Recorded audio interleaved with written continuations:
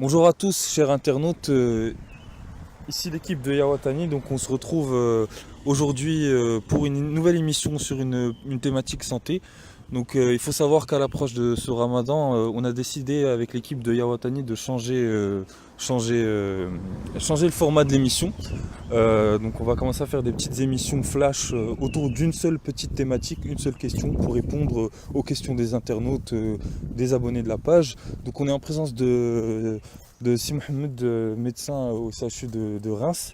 Et on est à Caen, en train de se balader dans un parc. Et donc on est là pour discuter d'une question qui a été posée par un internaute. Euh, Comme il faut savoir, il y a Ramazan qui arrive et cet internaute veut savoir si il est possible de jeûner quand on est malade. Donc si Mohamed, est-ce que tu pourrais répondre à cette question? Alors déjà, Abdeltaïf, bonjour. Je suis encore content de participer à ce live santé Yawatani. Alors bon, pour répondre de façon assez synthétique à la question, donc on peut déjà quand on parle de maladie, on peut grossièrement schématiser en deux groupes. Donc on a les maladies qui sont plutôt aiguës. Bon, on peut prendre l'exemple d'une rhinopharyngite, d'une grippe, d'une gastroentérite. Là, par exemple, c'est des pathologies qui restent bénignes. Et on peut voir, donc personnellement, si on arrive à supporter, on peut continuer le jeûne, d'accord? Par contre, si on voit que ça nous rend trop faible, trop vulnérable, que ce soit sur le plan médical ou même sur le plan religieux, donc il y a pas de souci pour interrompre le jeûne. Par contre, il y a un autre cas de figure qui est celui des maladies chroniques, où c'est un peu plus compliqué et il faut plutôt raisonner au cas par cas. Donc, par exemple, ça serait le diabète ou l'hypertension ou l'hypercholestérolémie, où ça sera vraiment donc du cas par cas. Il faut définir les choses avec chaque patient. Ok, donc moi j'aimerais vraiment qu'on s'intéresse au cas des maladies un peu plus graves. Donc quand on a de l'hypertension ou du diabète ou du cholestérol, un mauvais cholestérol élevé, est-ce qu'on peut jeûner en toute tranquillité? Alors, donc, comme je t'ai dit, Abdeltef, donc il faut vraiment raisonner au cas par cas. Mais si on veut donner un petit peu les grandes lignes, donc si on commence par exemple par l'hypertension artérielle, donc donc il se définit, bon, pour rappeler une définition, qui se définit par une pression qui est élevée dans le sang. Et quand cette pression est trop élevée, on est exposé à des risques cardiaques, des risques de faire des accidents vasculaires cérébraux et plusieurs autres complications.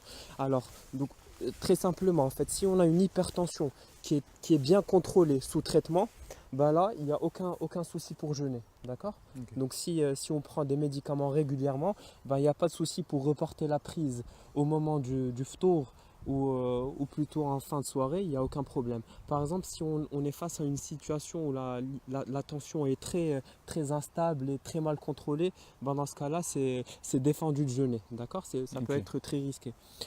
Tu m'as aussi parlé du diabète. Alors, bon, ça aussi, il faut en fait raisonner au cas par cas et définir peut-être des conditions avec le patient. D'accord? Hmm. Donc, il faut savoir qu'on a deux principaux risques dans le diabète. On a l'hypoglycémie Et et d'hyperglycémie. l'hyperglycémie. Ok.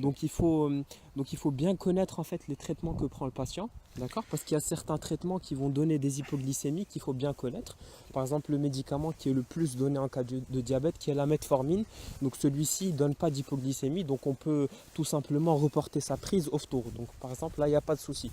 Après, si on rentre dans des diabètes un peu plus évolués, par exemple des diabètes qui nécessitent un traitement par insuline, donc Là, là par contre, c'est d'autres règles du jeu qu'il faut en fait définir, prendre en compte et définir surtout avec le médecin, d'accord? donc, déjà merci pour cette réponse. Moi, je rebondis sur ce que tu viens de dire pour te poser une deuxième question. Pour les personnes qui sont pas, qui ont été par exemple opérées du cœur, qui ont un, je sais pas moi, un quadruple pontage ou des personnes qui voilà, sont obligées de prendre des médicaments comme l'Exomil, etc. Est-ce qu'il est possible de jeûner enfin, en se mettant d'accord avec un médecin sur comment prendre les médicaments? Parce que ces Alors, personnes-là, qui ont subi une opération en général prennent des médicaments Ben, beaucoup de c'est sûr, médicaments dans la journée. avec le TEF, ben oui, c'est une bonne question. Alors si on se situe à, donc si on a une opération récente à cœur ouvert, donc une cardiopathie ischémique, donc là tous les médecins, toutes les recommandations sont contre, voilà, c'est clair qu'on est contre le jeûne, d'accord? Peut-être qu'il peut se faire à distance, mais si on a une opération enfin, l'année précédente ou dans les 2 ans avant de faire le ramadan, bah là c'est clairement contre-indiqué en fait. D'accord. Là, il n'y a pas de doute. Par Mais contre, si l'opération par contre n'est pas récente et qu'elle a eu lieu il y a plusieurs années, bien oui, donc entendu il est possible la majorité des médecins disent dans ce cas-là, ça serait bon, bien sûr sous une surveillance médicale, d'accord? Faut consulter plus régulièrement, faire une consultation avant de débuter le ramadan, mais il y a des cas en fait où il y a pas de souci pour avoir ce type de jeûne-là. Donc merci pour toutes ces réponses et merci à toutes et à tous d'avoir pris le temps de nous écouter. Donc à partir d'aujourd'hui, cette fin de semaine, les émissions d'Iawatani concernant les sujets de santé vont être faites tous les 2 jours ou parfois quotidiennement, ça dépend des questions que vous nous posez. Et puis voilà, on se retrouve pour le prochain live qui aura lieu probablement lundi ou le dimanche ou demain. Voilà. Au revoir.